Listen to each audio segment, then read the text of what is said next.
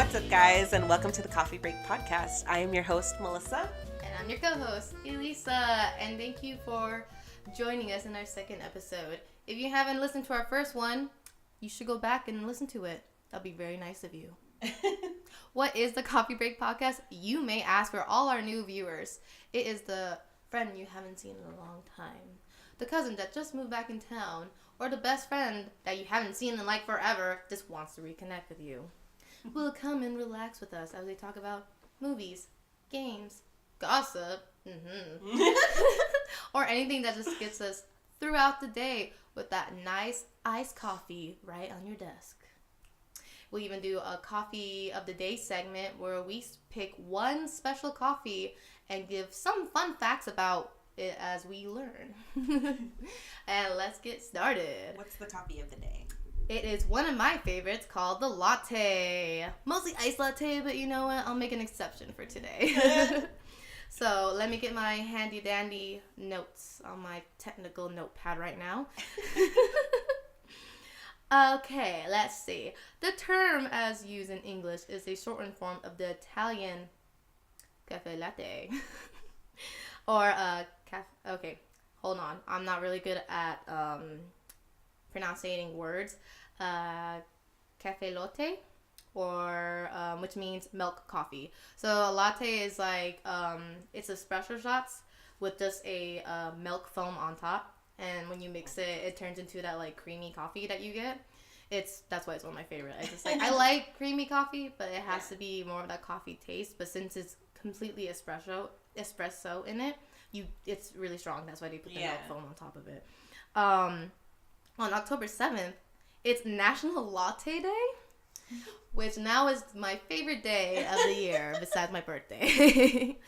And then for all you peppermint flavor lattes, December 3rd is National Peppermint Latte Day, where, you know, it's the holidays and everyone just loves peppermint holidays. Yeah. That's why so many coffee branches would have that flavor out, which I think chocolate and mint is the worst thing in the whole entire world. It is. I like eating them separately, but together is like the worst thing in the world.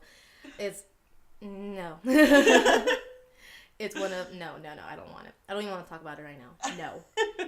According to Oxford English Dictionary, the term cafe latte was first used in English in 1867 by William Dean Howells, probably pronouncing that wrong, and I'm really sorry, in his essay, Italian Journey. Oh, that's interesting. And that's our coffee of the day segment. So go out there and drink a nice, hot or cold cup of latte. Yum, yum, yum. So, Melissa, what is our episode for today? Our episode today, we're going to be talking about movies. Movies. Yeah. What have you seen lately? I have seen... You're probably asking the wrong person about what she's seen so far, considering I'm really bad at keeping up with watching movies, even though we went to the media field. A little bit. I just recently watched Ant-Man and the Wasp. Oh, really? Yeah. It's on Netflix, isn't it? Yeah, it is. It's on Netflix. I should have seen it in theaters. Uh-huh. Big mistake not seeing it in theaters, for sure. I bet. But actually, like, with the Marvel movies in general, I kind of stopped going to the theaters for them just because, like, they just keep pumping them out. So yeah. it's just like, I'm just going to wait. Yeah. Well, they're pumping it out for the new Infinity movie, the Endgame, in Avengers Endgame. Oh, okay. Yeah. So they're pretty much pumping them out, so everything clicks when you watch that movie. Yeah. Which is, I know you want to speed up the process so everyone can watch it right away, but, you know, that's a lot of movies. Yeah. Well, with Ant-Man and the Wasp, it was really good. I enjoyed it. It was very entertaining. What about it? I mostly like the comedy.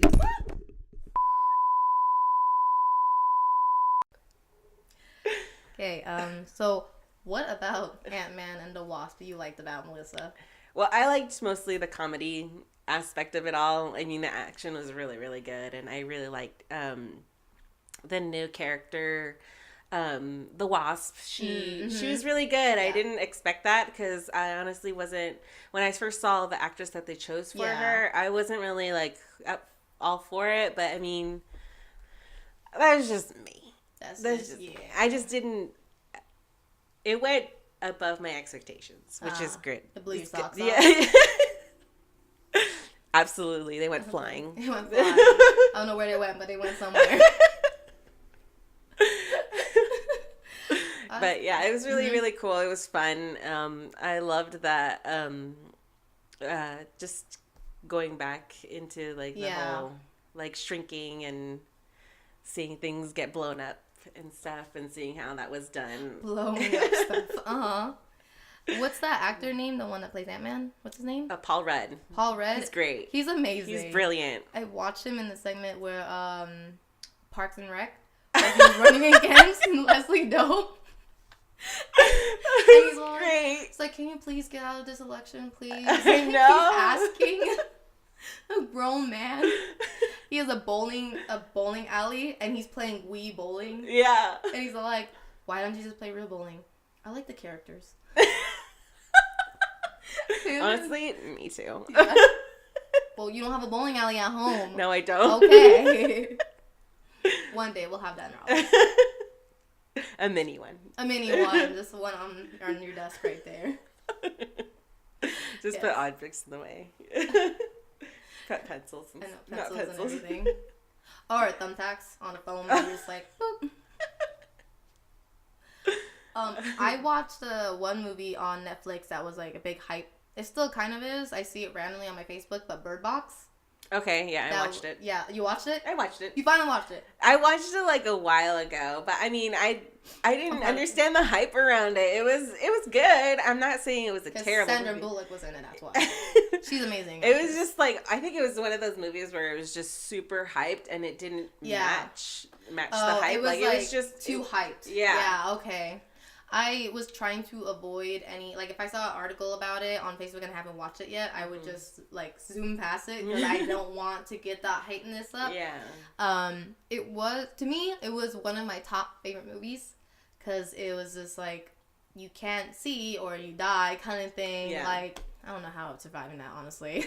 But I liked the story. The only thing, again, spoiler alerts for anyone that has not seen any of the movies that we were talking about.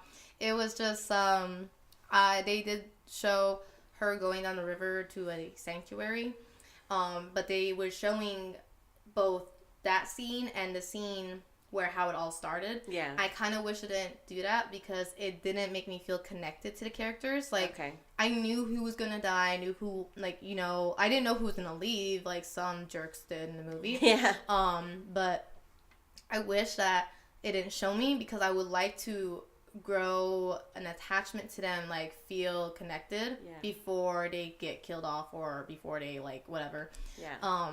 I wish it was like they didn't do that. Yeah. Other than that, I honestly like. I think the they did that for a reason though, because we saw how the main character, Sandra Bullock's character, she didn't really want to gain any attachments toward her kid, her baby, because she's So like, and I think that's kind of like what they were trying to do with the viewer is just have it like mostly from her point of view, like I don't want any attachment. Yeah, like because she named them boy and girl. Yeah, like really, boy, girl, go to bed. That was so sad. It was so sad. Yeah, and the little girl, she's a cutie. Yeah, like, the kids are cute. Honestly, that made me tear up just a little bit. Yeah, I was at the end where Tom passes. Made me cry and anger really? So bad. Yeah, it's just like, okay. I mean, we all know the characters died, but when the way he died, honestly, it could have been so many ways they could have avoided those people. Because some people don't get affected like others. They don't kill themselves. They think it's like the light, the awakening. Oh yeah. And it's just so crazy. Like, they had other ways to avoid them. They weren't gonna go in the house because they didn't know they were in the house. No. Honestly, like that, I think was one of the holes for me. Whereas they never, it wasn't really explained. Like, I mean, obviously, they never really explained the whole like how they kill themselves or, but like just the fact that some people die by seeing whatever the Yeah. like entity is. I'm just gonna call it an entity because they don't really show. Yeah. But like some people go mad and then some people don't. It's just it was kind of like that was, I don't know. I just didn't get it that much. Yeah, I was, because I was so into the movie, I would like not look up videos. I would have videos be sent to me about like Bird Box facts and stuff like that. And one of the facts that I heard was, I don't know all the demons' names, but there's the one demon that if you see it, you kill yourself because he's trying to take your soul.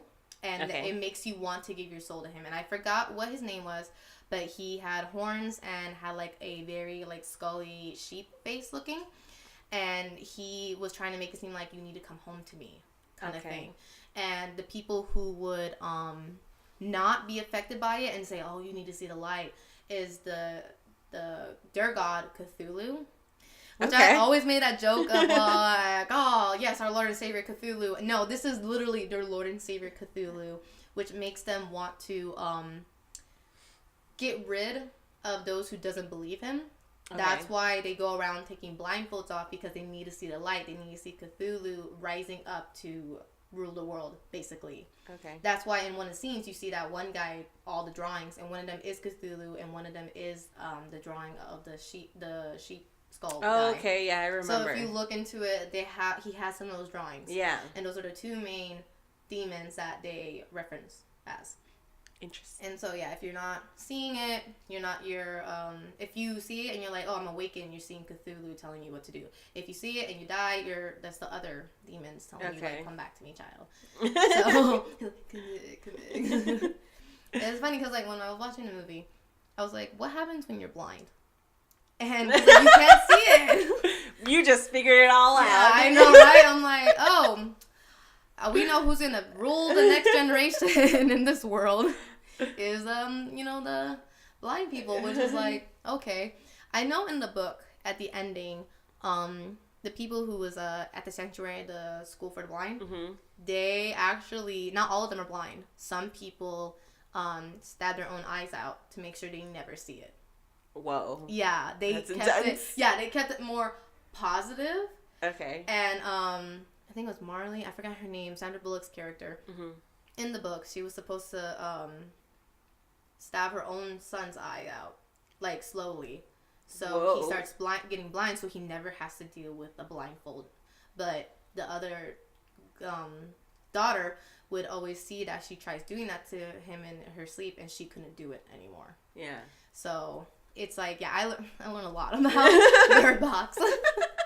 If I can just say about it, I can. But yeah, that's some things about Bird Box that I was noticing. Right. Did you realize Sandra Bullock and the other girl, Olympia, the other mom? Yeah. Yeah.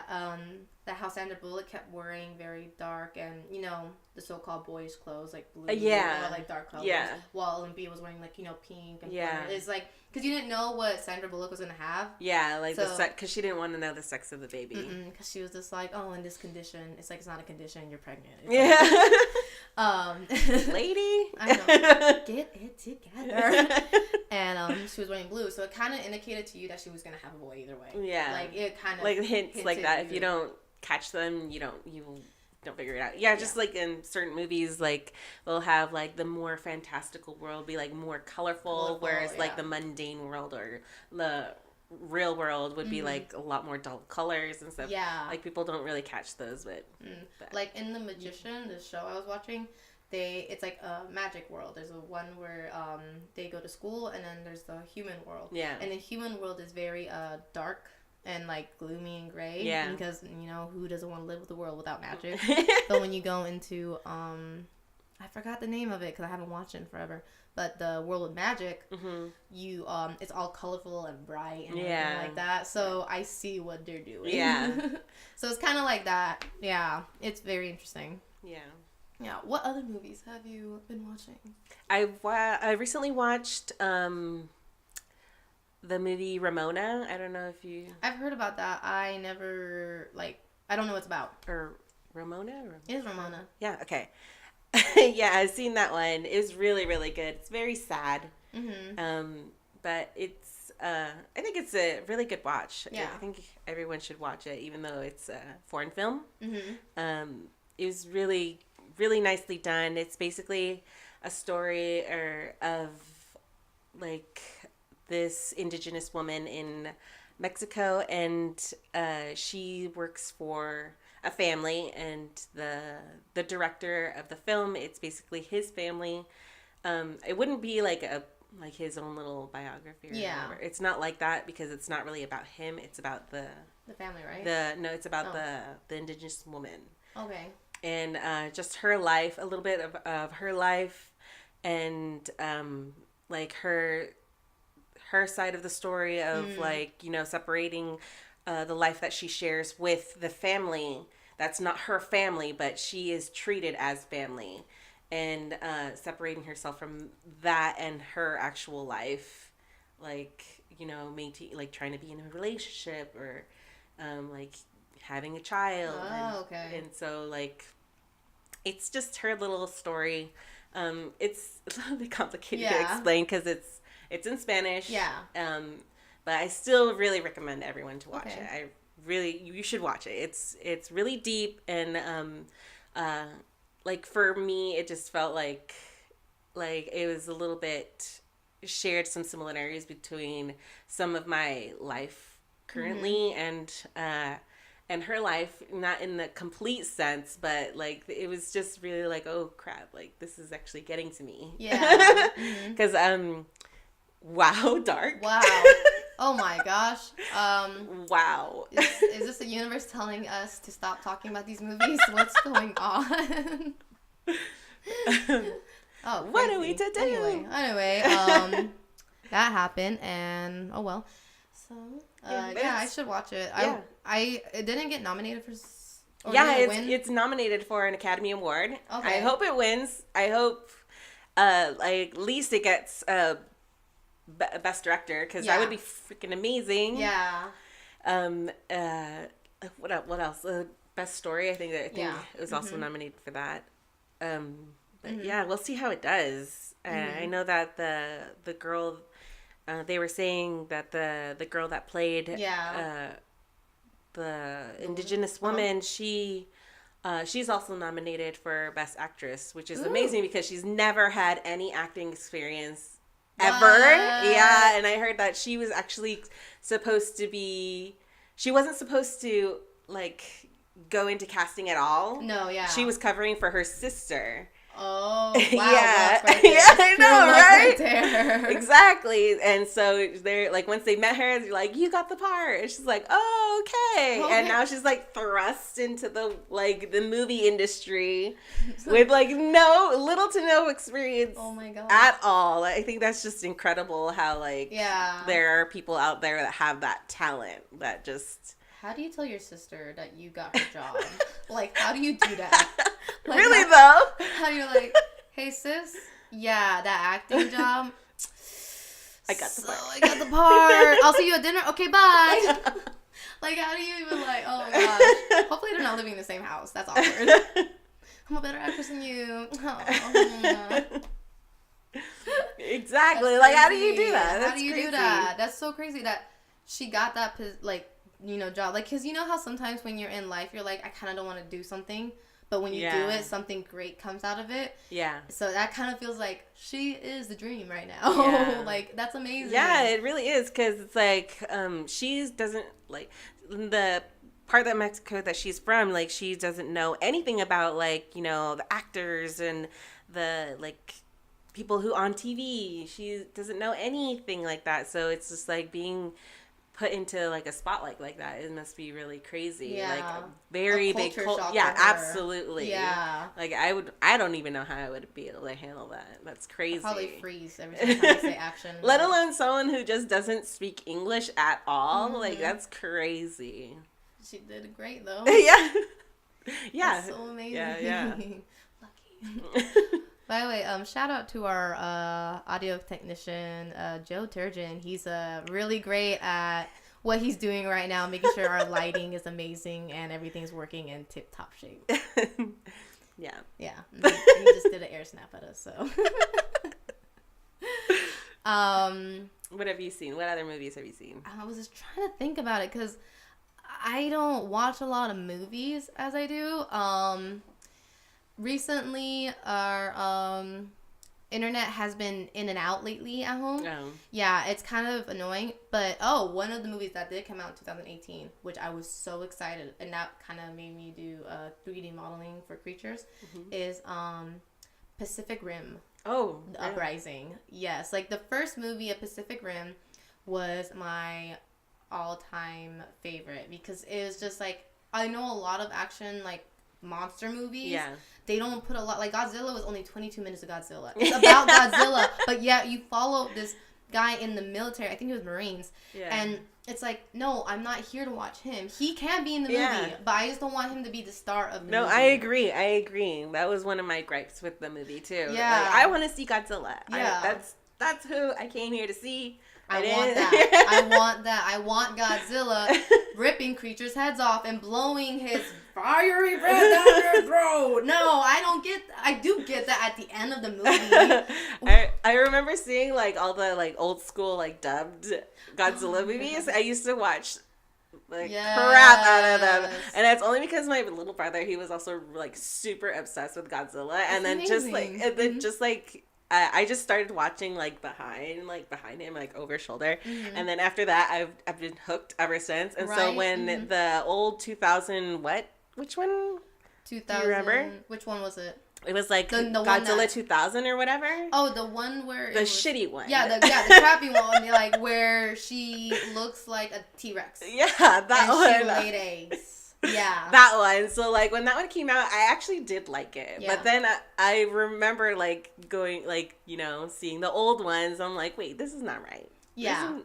This is a no. It was kind of interesting, too. Like, I remember one time when she was literally laying her eggs in the stadium. It looked really weird. Like, just the positions of her. And I was like, okay, you know, if you're going to work with this, do better camera angles. Yeah. Because that was really awkward. Just like, meh. Yeah. Like, the banter in the movie was really great. And I like some of the acting in it it's really good in certain things. But for the most part, Godzilla was wrong. It was. It's wrong. It was. I grew up in Japan for like half my life, and always about Godzilla and stuff like that. And no offense, but it was like a culture thing. But when I was there, I would always watch it with my dad, like Godzilla. I would know everything. Yeah. Until I moved to America, and it kind of like went over my childhood head, and now I don't know anything about it, other than that Godzilla.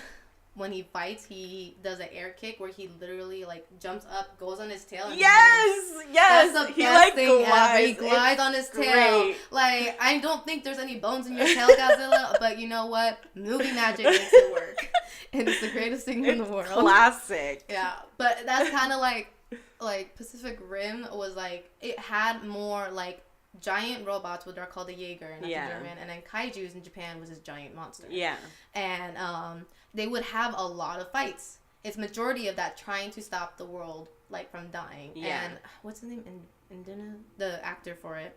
Guillermo del Toro. No, the actor. I mean, I thought you said You know, I don't even remember. I forgot, but he's just like, he does his ending the apocalypse speech, and that's the best thing in the world. I forgot his name, but he's playing at Coachella, so and then it bothers me now. But what's our audio guy saying? Idris Elba. Again, this is why our audio technician is like the best.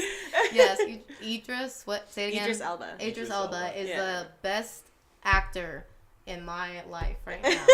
He DJs. I don't know how he does it. Does he really? I did not know that. He's going to Coachella along with Blackpink. That's crazy. I love Blackpink. It's a Korean female band, and they are amazing. They all speak like 2 to 3 languages. I'm just saying that. They're amazing. Fun fact. But he is the best actor to me. He is. And that's my opinion. Others can have different opinions, but in my opinion, he's the best actor in my life. He's a really good actor. He is. And although I think he shouldn't be in this new Fast and the Furious movie, I think that's kind of downgrading, kind of. Just saying. Just putting that out there. Only because I'm kind of just like one of those people who are like really over it with I'm done with the Fast I mean, and they Furious. are like a franchise. kudos to them. But just for me, I'm done. So Pacific Rim. But yeah, Idris Elba, Pacific Idris Rim. Elba, it was really amazing. Like, it was mostly just fighting, and the only thing I do have to say about Pacific Rim, the first one, was they didn't have a lot of Jaegers left. Like, there was more kaiju popping out. Yeah. And they had all these amazing Jaegers. Like, there was this one from the first draft of like Jaegers, and they defended the wall and the coast for 6+ years. Yeah. And it's all like old technology they used when they first made them. And then you have the one from China. They're from Russia, the other one. And then this one's from China, and they're a triple threat because they have 3 pilots instead of 2. Yeah. And they do like the lightning strike. I forgot what it's called, but they had to move. They were so amazing. Yeah. But right when the kaijus came out, like, it was a double event. Like, 2 kaijus came out, usually 1. They die right away. That was ridiculous to me. I was like, wait a minute. Yeah, I was like, wait, you did 6 Well, years. It did say that they were bigger, right? Like the kaijus were bigger. The kaijus were adapting, and they were getting bigger. Yeah. And they were becoming weapons instead of just monsters to just, like, take down. So I kind of get it. I just feel like you should make it a little bit longer for them. Like, they did make it through, or they got way too injured that they couldn't. Because in Uprising, it was more believable that would be our world kind of thing. Because they had rookies, and they had no kaijus for a while. Have you seen Uprising 1? No, I haven't. It's literally like I 10 watched it ever years since they're afterwards. like, no more Guillermo. And I was like, oh. Yeah. Damn. Yeah, it was like a 10 year. You follow his son. What's his name again? The actor. Idris Elba. Idris Elba's actor son, and you just follow his story, and what was it? There is one of the scientists gets corrupted by the precursors, which is the aliens, and he puts kaiju specimen and blood into these other Jaeger pilots, and it's based off this one lady that was like, I want people to control the Jaegers on a base while the Jaegers are out there, so it's less people to die. Yeah. Which I get it. But a lot of people were like, no, we got to be in action because it can be hacked if you... Blah, blah, blah. So they were saying that. And it gets corrupted, and they just start killing all of the bases they have for the Jaeger pilots. And then they started beaming to make a breach to open. And when these, like, 3 breaches, like, open, like, these 3 kaijus come, they're like, okay, well, half our Jaeger pilots are either injured or dead, so we have these rookies here that still haven't finished their training. So but the thing is, like, I learned from the first one, I was like, oh my god, they're all gonna die, and they're like kids, teenagers, and I'm like, that's really sad. And I'm not gonna say you who died or what, but someone did die, a few, and it was more uplifting. Okay. And I do like the actor for him. He was in Star Wars too. Yeah. Oh, the light shining upon, because it was such a great movie. But it was like a good movie, and the only thing about that one though is it does cut back a little bit on the fighting, but the last like 40 minutes is fighting kaijus, which is pretty good. Yeah. But literally, it's like, oh my god, I think they might lose. Like, the whole time I was watching it, I think they might lose, actually. So, but it was a good movie. It was honestly a good movie. And the 3rd one's coming out. Oh, that's good. I'll see it. I'll watch this next one, the one you're talking about, so I know. I have the DVD. Oh, we'll watch it after this. Okay. We'll watch it, yeah. Forget any responsibilities. We'll watch it. So, yeah, it's a good movie. I suggest everyone watches it. But that looks like that is all the time we have today. We picked very good movies to talk about today. Yeah. So this podcast is brought to you by Amazing Donuts on a tablecloth. I'm kidding. It is brought to you by Elite23shopping.com. You need a new style? You need clothes for an interview or clothes to go out and party with your friends? Go to Elite23shopping.com and check out for girls' sweaters, men's jacket, or nice outfits that you need to go party in. Go check it out. Also, when you on your whole purchase, it'll be 30% off if you use the code Coffee Break Podcast. Again, Coffee Break Podcast at your whole purchase. Don't forget to add it, because I know some people will. Thank you for joining us, guys.